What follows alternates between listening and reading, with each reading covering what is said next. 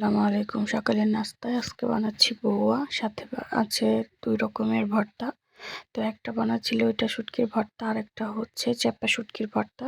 তো এখানে ভর্তা আমি বেটে নিচ্ছি একটা একটা করে, তারপর এখানে চলে যাবো বউয়া রান্না করতে। আজকে রান্না করছি সবজির বউয়া। এখানে ফুলকপি, সিম, আলু, ডাল আর ভাতের চাল দিয়ে এই বউয়াটা রান্না হয়। তো আমরা খুদের বউয়া থেকে চালের বউয়াটা বেশি পছন্দ করে আমাদের বাড়ির সবাই। তো এই তো আমি এখানে বউয়া রান্না স্টার্ট করেছি। এটা খুবই সিম্পল কিন্তু খুবই মজাদার। আসলে মুন্সিগঞ্জ, নারায়ণগঞ্জের এখানকার মানুষ এই বউয়াটা খুবই ফেমাস এবং খুবই পছন্দ করে।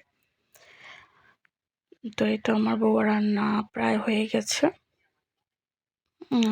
এখন গরম পানি দিয়ে করে ফেলবো, যেহেতু চাল দিয়ে দিয়েছি। তো এই তো পানি দেওয়া হয়ে গেছে, এখন দমে ভাপে দিয়ে দেব। তো কেমন আছেন সবাই? অবশ্যই জানাবেন যে আমার ভিডিওগুলো আপনাদের কেমন লাগে।